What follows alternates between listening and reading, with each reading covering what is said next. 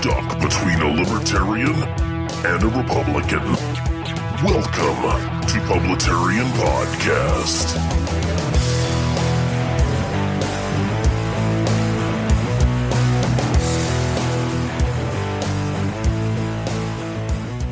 As we look to the future, we must recognize that the government of the People's Republic of China and the government of the United States have had great differences. We will have differences in the future. But what we must do is to find a way to see that we can have differences without being enemies in war. If we can make progress toward that goal on this trip, the world will be a much safer world, and the chance, particularly for all of those young children over there, to grow up in a world of peace will be infinitely greater. I would simply say in conclusion that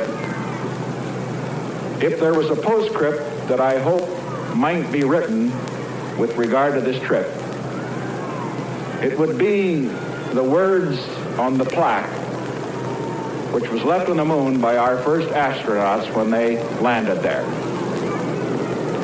We came in peace for all mankind. Thank you and goodbye. See? That was nothing. But that's how it always begins. Very small.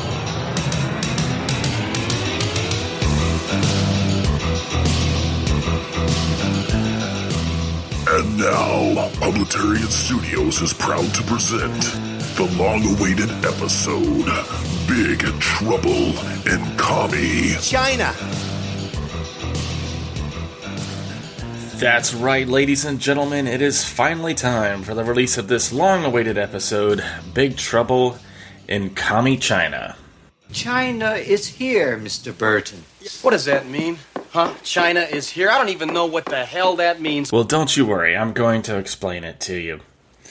There's a lot to parse and put together in this episode, but I really wanted to go ahead and get this released, especially since we have the potential of Sleepy Joe, who has a history with China, being our president.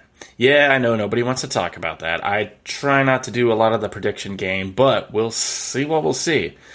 I still think Trump has got this, but still, you guys, you all got to be vigilant. You all got to get out there and vote. Tell friends, email relatives, get on your social medias, and all that good stuff. Get the message out there, get the word out. But anyway, I digress. This is not about voting. This is about China. And as you guys know, I'm not a huge deep diver, and I don't break things down to like super intellectual micro levels. So I'm going to try and keep this as comprehensive and easy as possible. Okay, you people sit tight, hold the fort, and keep the home fires burning. And if we're not back by dawn, call the president. So I'm going to take you through a little bit of communist Chinese history with the United States and then go up to where we are right now with the Wu flu and everything else that's going on. The sound clip that you heard at the very beginning of the podcast was actually President Richard Nixon. It didn't sound like much, did it? Just a goodwill kind of speech in 1972. For those of you that don't know, Richard Nixon made a historic visit in 1972 to China, and it was just sort of seen as a diplomatic goodwill sort of thing. There's all kinds of conspiracy theories and stuff that he was paid by Pepsi and trying to get money. He was paid by Pepsi to get Pepsi into China, all this other stuff. I'm not even going to bother parsing all that. That's stuff for internet people to argue about. Anyway, he made this goodwill trip to China, and there was tension with China and Taiwan at the time. Ironic, since Nixon was basically the anti-communist president in his early political endeavors. And I'm assuming that his foreign relations guy, Kissinger, thought it would be a good idea to meet with China, but that's just conjecture on my part. If I start too deep diving into Henry Kissinger and all that stuff, I'll go into the New World Order and cabal and gay frogs. So, yeah, I don't want to go that far into it. Anyway, Nixon had this idea that free trade and introducing forms of capitalism would be the way of ending communism in China. What we gave China instead was the incredible strengths of capitalism combined with their existing strengths of oppressive communism. Double threat. I mean, what could possibly go wrong, right? I can help you. And I know it's easy for me to armchair quarterback and sit back and go, yeah, you handed somebody the engine of capitalism and you gave them millions of consumers to consume your product to prop up your regime. What could possibly go wrong? I don't know why you didn't see that coming. But anyway, like I said, that's just kind of armchair quarterback stuff at this point. We take what we want and leave the rest. Just like your salad bar. And President Nixon stayed true to that. Even in his 1992 book, Seize the Moment, Nixon still maintained that, quote, if we remain in China, we can play a critical role in helping the private economy gradually eclipse the state sector. In this respect, the most counterproductive thing we could do would be to revoke China's most favored nation trade status. I'm skipping around in the story, of course, but we already know the end. There's now concentration camps and child labor in China, and that continues to push out their pseudo-capitalistic, communistic hybrid form of an economy. I don't need to tell anybody that buys any products in America where we get most of our goods. If you turn to the bottom of just about anything that you've got in your hand, it'll say made in China. And this seemingly small Goodwill meeting kicked a lot of this off. Son of a bitch must pay. So anyway, without boring you to death with economics, due to policies and tariffs being done away with and people on both sides of the political aisle of the United States wanting to make a quick buck, the restrictions on trade with China and a lot of other countries have pretty much gone out the window. So China continues to flood our market with cheap goods, and none of our manufacturers can compete with that. Just think about it. All of our companies here still have to go through a bunch of red tape and bullshit in their respective areas, and China stuff just shows up for a quarter of the price on shipping containers, and there it is. And that also hurts us as consumers as well, because now the onus is on us to resist the cheap goods. And who honestly is going to do that? If you could pay $2,000 for a TV, or you can pay $200 for a TV, which would you do? Now, there's some of you out there that are principled and will try to continue to buy American, but even that you can't really trust. Actually, somebody was telling me about this. With a lot of these Buy American laws that are in the books, you can still assemble like the entire piece of equipment or TV or whatever it is and ship it across to America. And then an American literally turns a screw on the circuit board and then boom, it's assembled in America. Slap the sticker on there. It's the same thing as like organic produce. Not every piece of produce in the bag has to be organic. It just has to be, so much of a percentage. It's a game. And the game needs to end, or we are going to lose the game. Now, the trade thing is only like one piece. It's like a three-pronged attack that China is doing on the United States and the world. There's other prongs too, but there's like three main prongs. Economics is one. He says it was the storms, the three storms. Yes, 3 prongs, 3 storms. You get the idea. But economics and manufacturing, one of the biggest prongs, I think. And thankfully, President Trump understands this, and he knows that China's been playing the long game with us for years. They are very, very subtle with how they deal diplomatically and, well, with all their dealings, actually. But unfortunately for them, they're dealing with the art of the deal master right now. So President Trump has been one of the first presidents to actually take a hard stance on China and start imposing tariffs. And he's a good negotiator, and he actually ended up selling them rice. If you can sell rice to China, then you're a good negotiator. So China killed a lot of our manufacturing. If we give Trump another 4 years, we might be able to start getting it back. It won't be the case with Sleepy Joe. I'm not telling my audience probably anything they don't already know already. And talking with trade and manufacturing, I was also going to talk about where we get our drugs from. Now, there's this thing going around the internet saying that we get 80% of our pharmaceuticals from China. I just heard that as a talking point, but I didn't repeat it because I didn't research it myself. So I did the research, and the internet will kind of bounce you from article to article, from politician to politician, telling you all sorts of statistics and numbers regarding the amount of pharmaceuticals we actually get from China.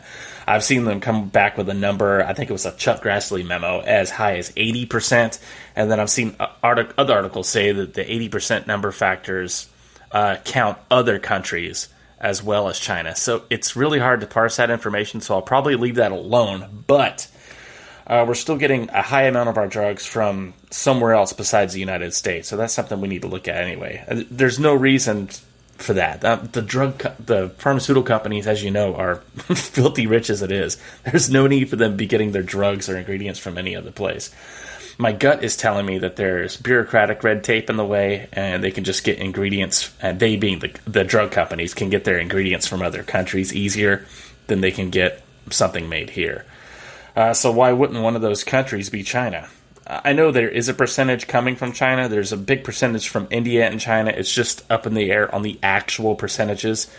So I want to be precise when I say that. So I don't think it's the 80% number that people are touting. But we are getting the drugs and the ingredients to make the drugs from other countries besides here. And a good portion of that is from India and China. Now let's move on to prong number 2. Ready? I was born ready. Technology and spying. Of course, all of my young listeners probably have TikTok on their phones, and why wouldn't you? You can endlessly scroll through mindless little bits of humor and dances and songs and cute animals. What's not to love? Well, there are plenty of articles out there that are suggesting that there's spyware on the app. There's definitely extended permissions built into the app. What I mean by extended permissions, without getting too wonky, is just access to your data that's on your phone. Microphone, pictures, stuff you type in, yada, yada, yada. You basically give all your data over to ByteDance, which is the parent company that runs this whole thing. Play your card right. You live to talk about it. And I know some of you are out there thinking, yeah, well, we do the same thing for Google and Amazon and everything else. But, you know, I'd rather, if I have to pick between the two devils, I'd rather give it to the American company for now than to a Chinese company. And as of the recording of this podcast, most of this is, I think I'm going to do this in one shot, September 12th. The TikTok's future is still up in the air. Microsoft was trying to acquire it. Trump has threatened to get in the middle of it in so many days. Neither of those things have happened yet as of the recording of this podcast, so we shall see what happens with TikTok.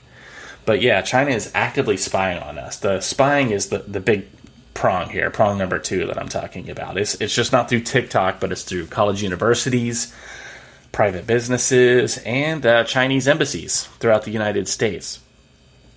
I touched on this in one of my earlier podcasts that U.S. officials raided a Chinese consulate in Houston, believed to be a spy hub. And I know you saw videos on the internet of the fires at this consulate and like papers being burned and everything else. Why would they be burning documents and papers if there was nothing to hide?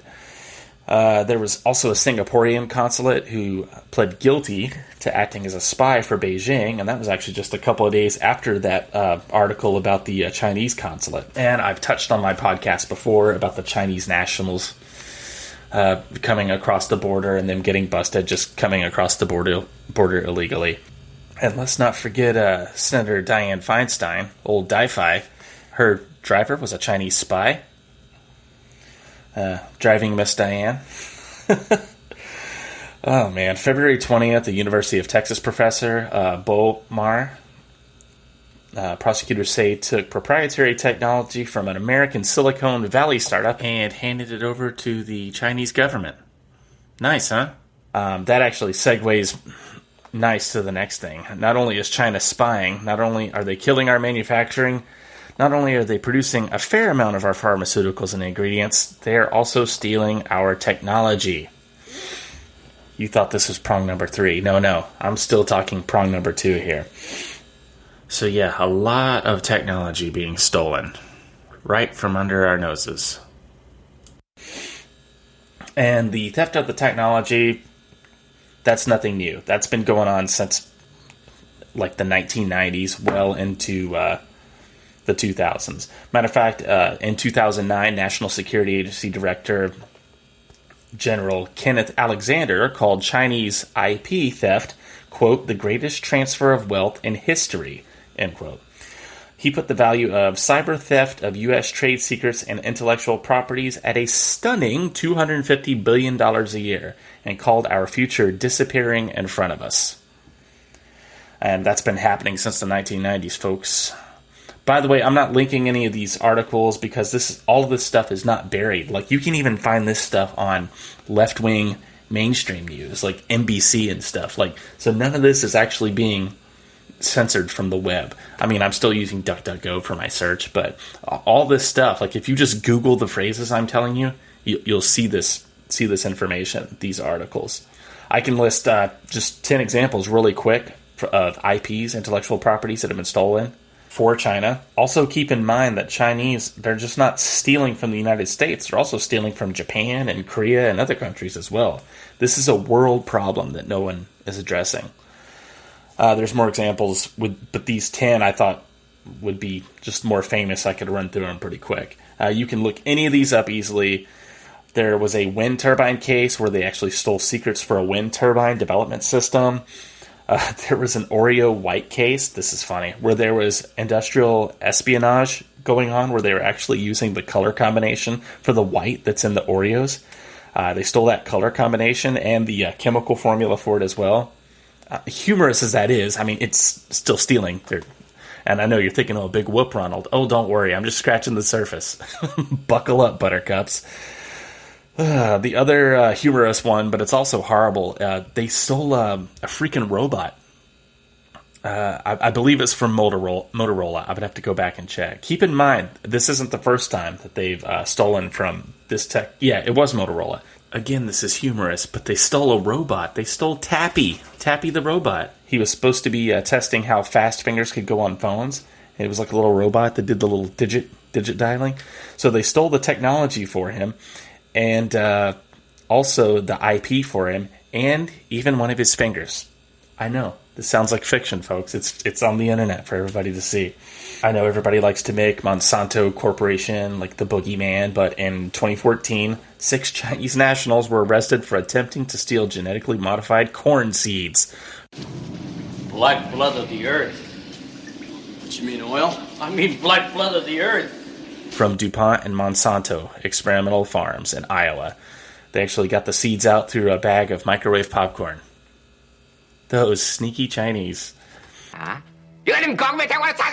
In 2015, the federal government charged 6 Chinese citizens with stealing wireless communications technology from 2 Silicon Valley microchip makers. And I forgot the name of the company. It's now Broadcom. And there was also a nuclear power case where a Taiwanese-American engineer was sentenced to 2 years in prison providing nuclear energy technology information to China, to China's General Nuclear Power Company. That's safe, right? That seems safe. There was a 2017 theft of a lot of our business data storage technology for the benefit of a Chinese health system. In 2014, federal prosecutors charged 5 members of the People's Liberation Army of China with cyber hacking their way into the confidential computer files of 4 U.S. companies. Oh boy.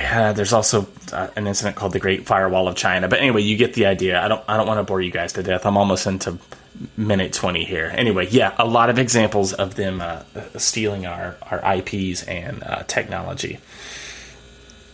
And I don't really need to spend too much time on the Wu flu. My God, no. Please, what is that? Don't tell me. Everybody, including China, has been infected by that, but that's also something that China's unleashed on the world, and it's damaged us. It's damaged us psychologically, economically. It's weakened a lot of the world. Again, I'm not going to spend too much time on this since everybody and their sister has already talked about Xilang flu and how it's damaged the world. I guess the only thing you need to ask yourself is, was it man-made, or did it really come from bat soup? The 6 demon bag. Terrific. A 6 demon bag. Sensational. What's in it, Egg? Think how much treasure and ideas and secrets that have been stolen from the United States and the world.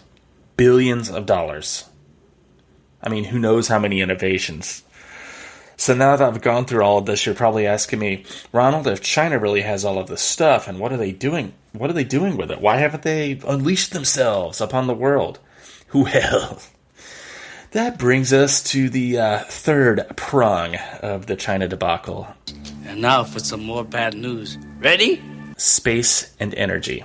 Again, I don't like to plug other podcasts too much. Hold on, I'm going to take a drink. Oh, I forgot to say that the Publitarian drink of the day is a Woodford Reserve bourbon. And I have not drunk enough of this to make the podcast entertaining. So cheers. Here's to the Army and Navy and the battles they have won. Here's to America's colors, the colors that never run. May the wings of liberty never lose a feather. Again, plug in another podcast. If you don't listen to the Candace Owens show, I know everybody knows who Candace Owens is. I would tell you to at least go listen to the episode where she interviews General Steve Quast of Space Force. I know it's like Quest, but it's not. It's Quast. Steve Quast, and he's the Space Force general. I thought this was just going to be like a lighthearted episode about Space Force and what they're doing, and yay, we got a new branch, and yada, yada, yada. And let me tell you, this took a very dark and sobering turn into space and the United States and the space race. And the space race is going to be with China. It's not going to be with Russia. And they're already ahead. And before you think this sounds like something out of a Golden Age comic book, let me tell you. Again, what this general said in this podcast was sobering. And I don't think Candace was prepared for it. So much good information, I would highly recommend you listening to that. But I'll give you the long story short. If you haven't seen the Netflix show Space Force, they talk about this a little bit, but like in a humorous way. But what's happening right now is China is already dominating space. They're already looking into mining, energy, going to Mars, producing energy. So I know a lot of you are thinking, and that's, come on, Ronald, we've got everything we need here on Earth. Why do we need to worry about what China is doing in space? Well, the things you don't worry about are the things that can come back to haunt you. This is going to sound like science fiction again, but the Pentagon is actually warning that the Chinese are actively building lasers in space. I know what it sounds like. But the articles are out there. Like I said, I don't link show articles for anybody anymore because nobody ever reads my show notes anyway, so I stopped doing that. But it's right there on the internet and YouTube for everyone to see. And it's like I said, it's not even being censored. So I know, lasers in space, that sounds really far-fetched. But they have designs for satellites where they're launching, where they can harness energy in such a way, like solar.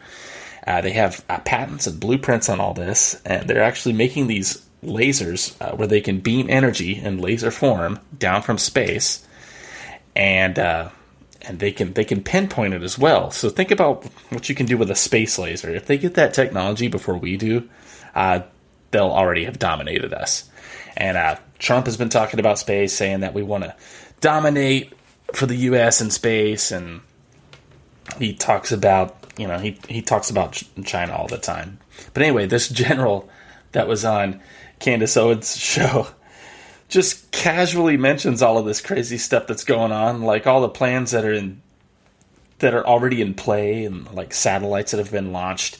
And U.S. Space Force, unfortunately, ladies and gentlemen, is not a proactive thing that happened. It was a reactive thing that happened. They're already doing things in space. This is our reaction. This is our answer.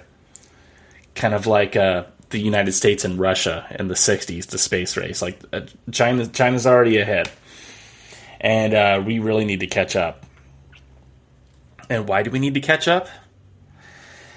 I'll tell you. This is where I talk about the future goals of China. Hey, don't worry, I can handle them. I took something. I can see things no one else can see.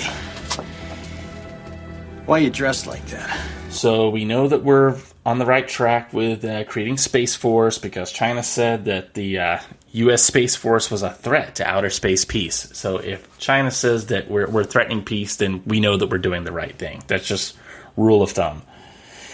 So here's some of the future goals of China. I actually read an article by this guy, Michael Pillsbury. He wrote this book, and it's called The 100-Year Marathon. It was published in 2016, and it's called China's Secret Strategy to Replace America as the Global Superpower. And before you scoff at that, like their GDP is already like trillions. Their GDP is already doing good. Think of all the property they have. Think of all the resources they have. Think about like the mining they have. Think about the stuff they're buying up all over the earth. But anyway, in the 100-Year Marathon, Michael Pillsbury puts a lot of evidence out in this book showing that the Chinese government has a detailed strategy to overtake the U.S. as the world dominant superpower. And they want to do this by 2049, folks. And that just happens to be the centennial of China's Communist Revolution. The strategy's been well documented in Chinese literature, and it's been published for the PLA and well over 50 years. And it's out there. Again, it's out there for everyone to see, but they're just so subtle with what they do. And unfortunately, like I said, I've said before, one of the flaws of capitalism, don't run away from me, Republicans. I like capitalism. But one of the flaws of it is everybody is looking out for number one. And if everybody's looking out for number one, it really makes it easy for everybody to step in number two.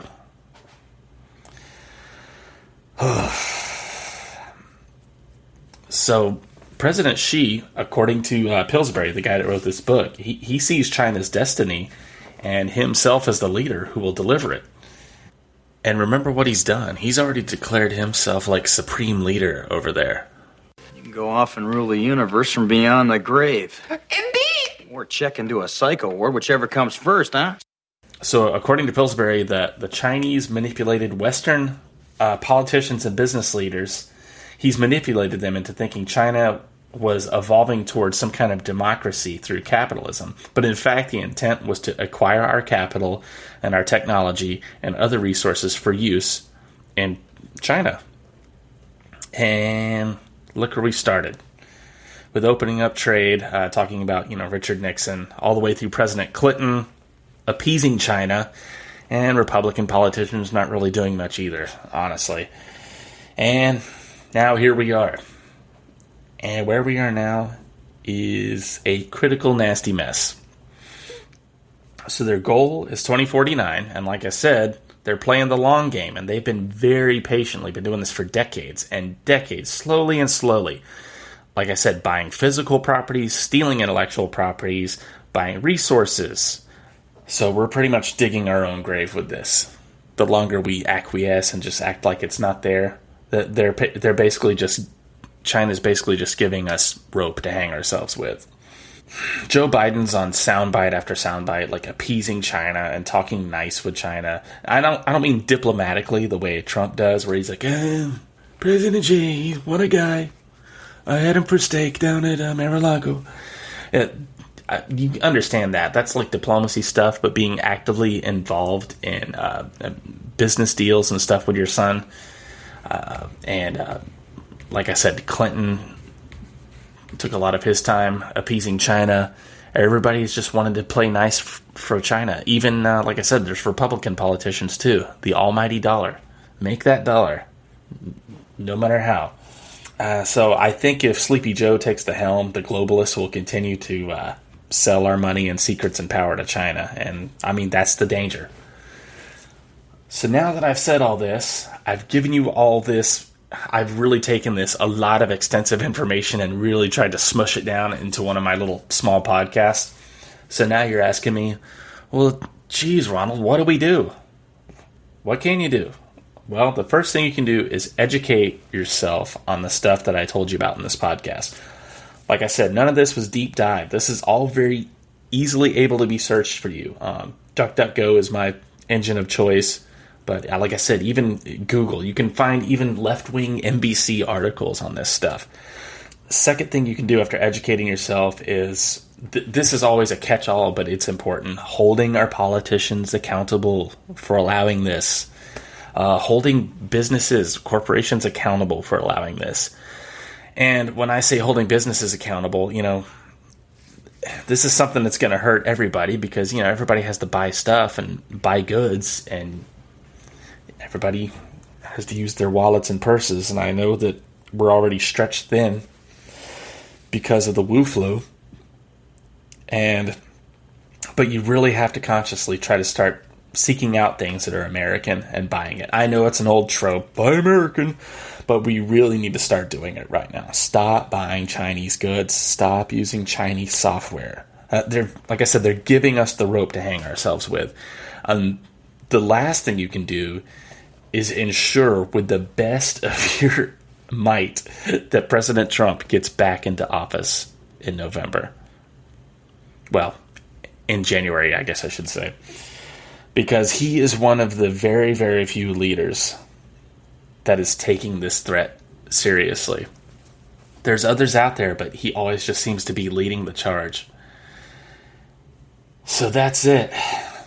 That's the China episode. I know I threw a lot of information at you guys quickly, but basically it's the same thing that Trump has been saying since the 80s. They're ripping us off.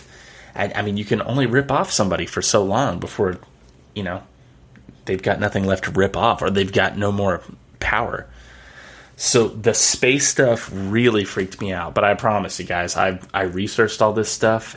The stuff is being built, and hardly anybody's talking about it. So I'm glad that Space Force is trying to catch up now. I'm glad Trump is doing like the JFK thing and talking tough and like, yeah, we're going to get somebody to Mars. And that way China knows, we're in the race and we mean business. So I pray to God that Trump gets in for a second term. And that will do it for me on this edition of Publitarian Podcast. If you want to reach out to me, you can. I'm publitarian@gmail.com or thepublitarian@gmail.com. I'm on all the social medias. I'm on Minds. I'm on Parler. There's also a new social media app that I'm on, but I'm going to try it out for a few more weeks before I plug it to let you guys know what it is. It looks like a pretty cool little interface and everything, but I'll let you guys know more about that later. Anyway, that will do it for me on this China edition of Publitarian Podcast, and I'll see you guys on the next episode. We really shook the pillars of heaven, didn't we, Wayne? No horseshit, Jack. No horseshit.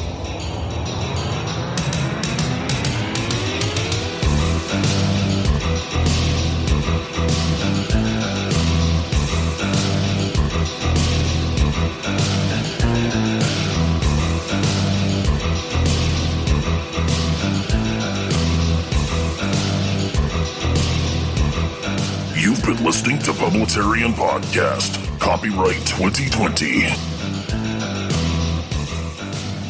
You know what old Jack Burton always says at a time like this? Who? Jack Burton. Me. Old Jack always says, what the hell?